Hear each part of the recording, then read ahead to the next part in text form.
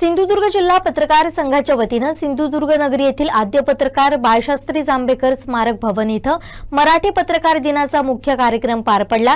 यावेळी पत्रकारांना विविध पुरस्कारांनी सन्मानित करण्यात आलं। मराठी पत्रकार दिनाचा कार्यक्रम उत्साहात पार पडला। मत्स्य व बंदरे विकास मंत्री नितेश राणे यांची प्रमुख उपस्थिती या सोहळ्याला होती।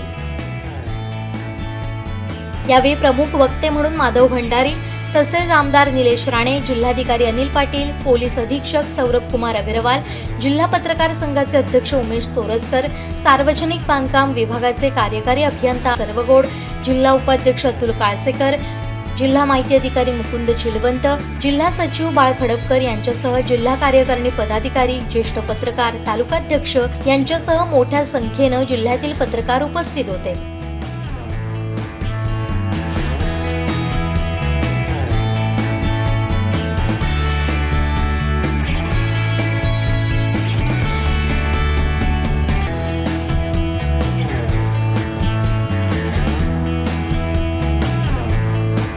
यावेळी रमेश सोगळे यांना ज्येष्ठ पत्रकार वैभव साळसकर, दत्तप्रसाद वालावलकर, कोकणसात लाईव्हचे चीफ रिपोर्टर कृष्णा ढोलम, सचिन ललित, भरत सातोसकर, हरिश्चंद्र पवार, काशीराम गायकवाड, मारुती कांबळे यांना आदर्श पत्रकार पुरस्कार देऊन सन्मानित करण्यात आलं। शाल, श्रीफळ, सन्मानचिन्ह, रोख रक्कम असे या पुरस्काराचं स्वरूप होतं।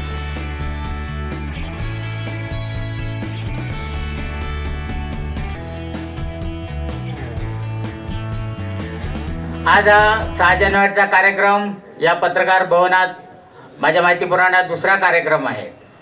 म्हणजे या पत्रकार भवनासाठी राणे साहेबांनी पहिल्यांदा भूखंडासाठी पैसे दिले, त्यानंतर नितेश साहेबांनी या पत्रकारसाठी वेगवेगळे योगदान दिलेलं आहे आणि आता मंत्री झाल्यानंतर त्यांनी 2च दिवसापूर्वी आम्हाला बोलवून घेतलं आणि त्यांनी सांगितलं की या भवनासाठी जे जे काय काम अपुरं आहे किंवा जे काय प्रस्तावित काम करायचं आहे त्या संदर्भात तुम्ही मला सांगा, ते आपण तातडीने पूर्ण करू। आणि त्या निमित्ताने सुरुवात झालेली आहे की जो आपला कॉन्फरन्स सभागृह आहे आणि त्यासाठी 30 लाखाची व्हिडिओ कॉन्फरन्सिंग सेवा आणि पुतळ्याचं सुशोभीकरण हे आज या निमित्ताने पूर्ण झालेलं आहे। काही अपुरी कामं आहेत ती सुद्धा 31 मार्चपर्यंत पूर्ण होतील आणि आपण सगळ्या पत्रकारांचं जे स्मारक आहे आणि ज्या दृष्टीने जे पत्रकार भवन आहे आणि त्याचं आपण जतन करण्यासाठी सर्वच राज्य सरकारच्या वतीने जे आपण सगळे अधिकारी असतील, कर्मचारी असतील यांनी जे मदत केली त्या सर्वांचं मी मनापासून आभार व्यक्त करतो। आणि सर्वप्रथम आचार्य बाळशास्त्री जांभेकरांना त्यांच्या स्मृतीला विनम्र अभिवादन करतो। बाळशास्त्री जांभेकरांचा निमित्त या स्मृती दिनाच्या निमित्ताने, पत्रकार दिनाच्या निमित्ताने एकत्र जमण्याची परंपरा ही आपल्या जिल्ह्यामध्ये अनेक वर्षांपासून सुरू झाली। त्यावेळेला माधव कदम, विनायक बिटगावकर ही सगळी मंडळी आम्ही बरोबर होतो आणि त्यावेळेला वेगवेगळ्या पद्धतीने आम्ही हे उपक्रम सुरू केले। हळूहळू त्याला चांगला आकार आला। आज महाराष्ट्रामध्ये बहुतेक सर्व जिल्ह्यांमध्ये, तालुक्यांमध्ये हा पत्रकार दिन साजरा होतो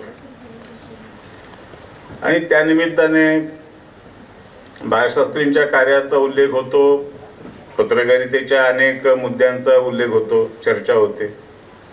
मुख्यतः पत्रकार बांधवांचं एकत्र येणं होतं, एकमेकांशी जरा गप्पा टप्पा सुखसंवाद होतात, नाहीतर पत्रकारांचे एकमेकांशी होणारे संवाद नेहमीच सुखसंवादाचे असतात, अशातला काही भाग नाही। हे जे पत्रकार भवन या ठिकाणी उभं राहिलं आहे हे माझ्या माहितीप्रमाणे महाराष्ट्रातलं पहिलं पत्रकार भवन असेल किंवा एकमेव पत्रकार भवन असेल की जे शासनाने उभं केलं आहे। बाकीच्या कुठल्याही जिल्ह्यामध्ये इतकं सुंदर आणि इतकं सुसज्ज पत्रकार भवन हे नाहीये। मी बहुतेक प्रत्येक जिल्ह्यामधल्या पत्रकार भवनात मी गेलोय।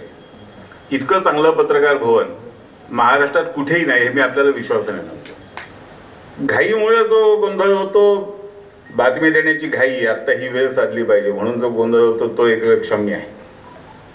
म्हणजे थोडं त्याच्याकडे दुर्लक्ष करण्याचा विचार करता येईल, पण अनेकदा आता माझ्याकडे काही बातमीच नाहीये, चलो कुछ बनाओ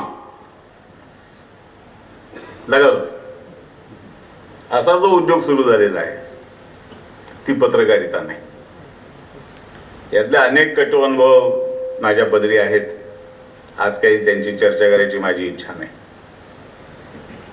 पण मला आपल्या सगळ्या पत्रकार बांधवांना एक विनंती करायची, आणि मला समोर जे दिसत आहेत ते सगळेजण चांगले अनुभवी पत्रकार आपण आहोत, की हे चित्र बदललं पाहिजे. पुन्हा पत्रकारितेची जबाबदारी जी आहे, पत्रकाराची जबाबदारी जी आहे, कारण कसं असतं, म्हणजे हा अनुभव मी वर्षानुवर्ष घेत आलोय, की आकाशवाणीवर एखादी बातमी दिली, दूरदर्शनवर चॅनेल्सवरती एखादी बातमी जरी आली आणि ती जर वर्तमानपत्रात आली नसेल तर त्याच्यावर लोक विश्वास ठेवत नाहीत, अजूनही ठेवत नाहीत. एवढी जर आपली विश्वासार्हता आहे, वर्तमानपत्रांची विश्वासार्हता एवढी आहे, तर ही विश्वासार्हता हीच आपली संपत्ती. आणि संपत्ती गमवायची नसते, संपत्ती वाढवायची असते. त्यामुळे आपली संपत्ती अधिक कशी वाढवता येईल याचा विचार आपण सगळेजण करू शकतो. आपण सगळेजण त्यासाठी सक्षम आहोत. त्यासाठी आपण सगळ्यांनी अधिकाधिक प्रयत्न करावेत असं आवाहन मी आपल्या या पत्रकार दिनाच्या निमित्ताने करतो. बाळशास्त्रींनी ती विश्वासार्हता निर्माण केली होती, तो पाया त्यांनी घातला होता. म्हणून बाळशास्त्रींना अभिवादन करत असताना पुन्हा एकदा त्या विश्वासार्हतेकडेच आपण वळणं हे आवश्यक आहे असं मला वाटतं. पुन्हा एकदा आपल्या सगळ्यांना नव्या सुरू झालेल्या वर्षाच्या शुभेच्छा देतो, पत्रकार दिनाच्या शुभेच्छा देतो आणि थांबतो. पत्रकार दिन साजरा करत असताना मला या गोष्टीचं समाधान वाटतं की आपण आपल्या हक्काच्या पत्रकार भवनमध्ये आज हा दिवस साजरा करतोय. या बाबतीमध्ये निश्चितपणे तरी समाधान वाटतं.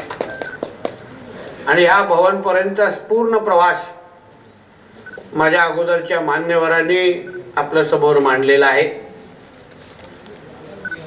आणि आजपर्यंतचा हा प्रवास जसा आपण सगळ्यांनी केला, आधुनिकीकरण असो आणि इथे चांगल्यातल्या आधुनिक टेक्नॉलॉजीच्या दृष्टिकोनातून आपल्या इथे सगळ्या गोष्टी उपलब्ध व्हाव्या या दृष्टिकोनातून आपण पावलं उचललेली आहेत. आणि त्या पद्धतीचं असं एक सक्षम असं पत्रकार भवन आज आपल्या इथे उभं आहे. आणि याही पुढे प्रवास करत असताना अजून ज्या काळानुसार ज्या काही गोष्टी येतील त्याही आपण आपल्या पत्रकार भवनमध्ये उपलब्ध करू असा जिल्ह्याचा नागरिक म्हणून आणि आपला एक शुभचिंतक म्हणून मी इथे आवर्जून आपल्या इथे उल्लेख करेन. भंडारी साहेबांनी बोलत असताना पोंभुर्लेच्या इथल्या एकंदरीत त्या घटनेसंबंधित आपले विचार मांडलेत आणि ते ही इच्छा व्यक्त केली की नितेशजी त्या संबंधित आपण तोडगा काढावा आणि आपण एकत्र बसून तो विषय मार्गी लावू. तो भंडारी साहेबांना सांगेन की ह्याच वर्षापासून आम्ही तोडगा काढण्याची सुरुवात केलेली आहे आणि त्याचं पडसाद तुम्हाला उद्यापासून कदाचित दिसतील. आणि आम्ही तुम्हाला विश्वास देतो आपल्याच मार्गदर्शनाखाली पुढच्या वर्षी आपल्या ह्या जिल्ह्यामध्ये एकच पत्रकार दिवस साजरा होईल या दृष्टिकोनातून आपण पावलं उचलणार आहोत. कारण का हे खरंच आहे की पत्रकार दिवस साजरा करायचा असेल तर तो एकच साजरा व्हायला पाहिजे आणि होत असेल तर त्याच्यामध्ये जिल्ह्याच्या पत्रकारांचा सहभाग असलाच पाहिजे. ही भूमिका आमच्या सगळ्यांचीच आहे. शेवटी कोणाचीही मक्तेदारी सहन करण्याचं काही कारण नाही आणि आम्हा राणे लोकांमध्ये तो गुण फार कमी दिलेला असल्यामुळे सहन करणं हा आमचा विषय असला नसल्यामुळे आम्ही ती भूमिका आमच्या जिल्ह्याच्या पत्रकारांच्या सगळ्यांच्या इच्छानुसार घेतलेली आहे. म्हणून ज्याला ज्याला या मार्गावर आमच्या बरोबर यायचं असेल त्यांनी आमच्या बरोबर यावं. आम्ही मार्ग बदलण्याचं काही कारण नाही आणि त्यांनीही आपल्या बरोबर यावं. शेवटी पोंभुर्ले गावाचं त्या स्थानाचं एक वेगळं महत्त्व आहे आणि ते येणाऱ्या दिवसामध्ये येणाऱ्या वर्षामध्ये निश्चित पद्धतीने वाढवलं जाईल. हाही शब्द तुम्हाला मी आजच्या निमित्ताने देतो. पुढे आता 5 वर्षाचं स्थिर सरकार आपल्या राज्याला मिळालेलं आहे. एक सक्षम मुख्यमंत्री आपल्या राज्याला मिळालेला आहे. केंद्रामध्ये मोदी साहेबांसारखे एक ताकदीचे पंतप्रधान मिळालेले आहेत आज अगर आपण आपल्या जिल्ह्याच्या विकासासाठी विचार करू शकलो नाही, आज अगर आपण आपला स्वार्थ बघितला नाही, आज आपण चांगल्यातला चांगला प्रकल्प, चांगल्यातले चांगले निर्णय घेऊ शकलो नाही, तर घेणार कधी? ही अशा सारखी राजकीय परिस्थिती, अशा पद्धतीची एकंदरीत शासकीय परिस्थिती परत कधीच येणार नाही असं विचार करा. सगळेचे सगळे अतिशय तरबेज आणि अनुभवले लोक आज सरकारमध्ये आहेत. स्थिर सरकार केंद्र आणि राज्यामध्ये आहे. आज अगर सिंधुदुर्गच्या जिल्ह्याच्या विकासामध्ये आज आपण सगळेजण एकत्र म्हणून कुटुंब म्हणून बघा, आपण पोंभुर्लेच्या निमित्ताने उदाहरण दिलं की नाही, एक विचाराने विचार केलं, आज बघा आपल्याला कोणी हलवू शकलं नाही, आपल्यामध्ये कोणीही येऊ शकलो नाही. आज आपण ताकदीने दाखवलं की जिल्ह्याचे पत्रकार आणि सिंधुदुर्ग जिल्हा म्हणून आम्ही एक संघ आहोत आणि आमच्यामध्ये कोणीही येऊ शकत नाही. याचं उत्तम उदाहरण आज आपण जसं दाखवलं तसंच येणाऱ्या प्रवासामध्ये वारंवार आपल्या सगळ्यांची साथ आम्हाला अशीच मिळून दे एवढीच अपेक्षा आहे निमित्ताने व्यक्त करतो. परत एकदा मला इथे बोलवल्याबद्दल, मान सन्मान दिल्याबद्दल मनापासून आपले आभार मानतो. बसण्याची इच्छा आहे, अजून आपल्यामध्ये वेळ काढण्याची, पण उद्या कॅबिनेट आहे आणि वेळेत मला मुंबईला पोहोचण्याचे आणि एकदम नवीन मंत्री असल्यामुळे वाचन थोडं जास्त करायला लागतं, नाही तर उगाच तिथे कुठले चुकलो तर त्याची पण ब्रेकिंग न्यूज होण्याची शक्यता आहे. म्हणून तुम्हाला ती संधी द्यायची नसल्यामुळे मी आत्ताच आपले सगळ्यांची रजा घेतो. आमचे तोरसकर जी असतील सगळे, त्यांनी काही विषय मला शासन दरबारी माझ्याकडे मांडलेला आहे. आमचे माधवजी आणि अन्य लोकांचे महत्त्वाचे जे प्रलंबित प्रश्न जे आपले शासनाकडे आहेत ती सगळी जबाबदारी, म्हणजे जे काही शासनाकडे प्रलंबित आहेत मी आपल्या पत्रकार संघाच्या सगळ्या लोकांना सांगितलं, आता दर 15 दिवसामध्ये आपण एक दुसऱ्याची चर्चा केली पाहिजे. लागले तर कॅबिनेटच्या दिवशी तुम्ही मुंबईला या, आपण संबंधित मंत्र्याशी बोलू आणि जे पाहिजे ते मिळून घेऊ आणि जे काही विकासाच्या दृष्टिकोनातून जे काही ज्येष्ठ पत्रकार आहेत, तरुण पत्रकार आहेत, जे काय प्रलंबित मागण्या आपल्या सगळ्यांच्या असतील ते आमचं सरकार म्हणून आम्ही निश्चित पद्धतीने मार्गी लावू असा शब्द आपल्याला आजच्या निमित्ताने देतो. आमचे दिवसभरातले सर्व अपडेट्स, ताज्या घडामोडी आणि थेट लाईव्ह पाहण्यासाठी सबस्क्राईब करा, लाईक करा कोकणचं नंबर 1 महा चॅनल कोकण 7 लाईनचं YouTube चॅनल.